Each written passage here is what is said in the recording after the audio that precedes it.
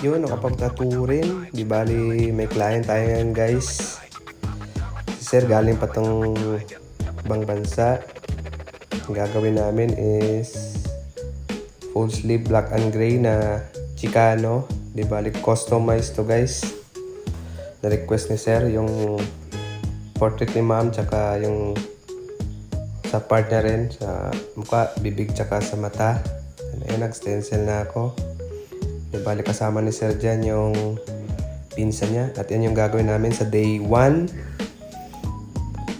At yan guys, nag-set up na ako and nag-start. Di bali, inuna ko yung bandang baba. Kasama pala ni sir dito yung pinsan niya. I mean, hindi. Di bali, asawa pala ng kapatid ni sir. Ayan. Ayan, nanonood sa atin. Di bali, nagtatato rin to guys. Kaso nagsisimula pa lang. Ayan, ayan na. Bandang taas. Timelapse lang, sobrang bilis.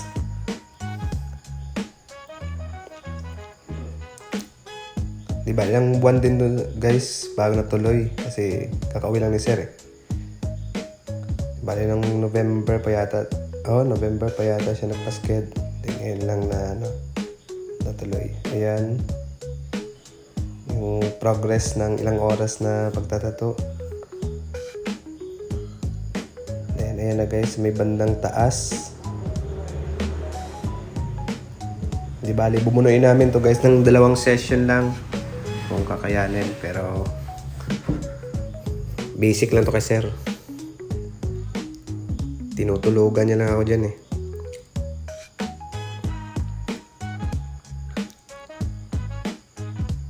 Then inuunti-unti ko lang yung bandang words sa taas para maganda yung pagkagawa.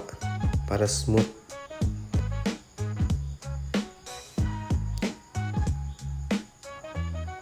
Yung konti na lang din yan guys. Maabot na lang yata ng mga nasa 2 hours na lang yata may git yan. Then matapos na. Hindi rin siguro. Mga ganyan lang yung time.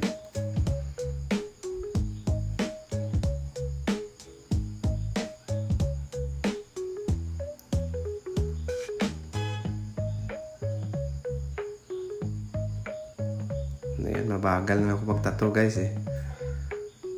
Unti-unti lang talaga.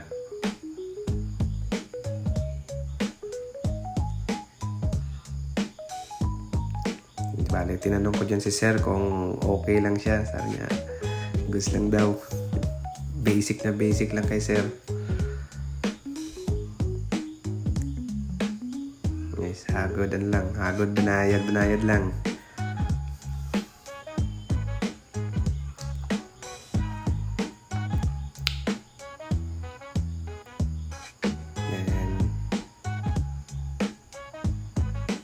Ito na yung outcome guys ng day 1.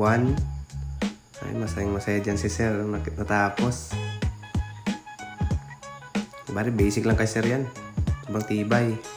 And ito na yung day 2. Di bali natapos na ako mag-stencil. Tsaka pinapatuyo muna namin. Tapos tamang kwentuhan. Ayan, mga balak ni sir. Marami siyang project na gustong gawin eh. Ayan na guys, nagsimula na ako yung bandang taas. Inuna ko yung inner part. Kasi yan yung medyo masakit.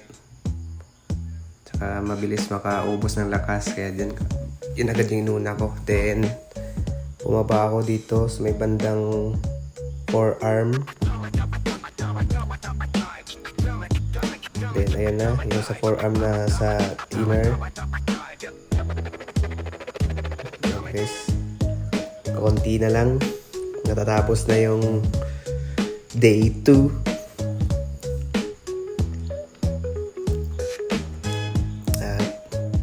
Yan na, nag-highlights na ako. Di ba yung mga important part lang yung nilagyan ko ng highlights.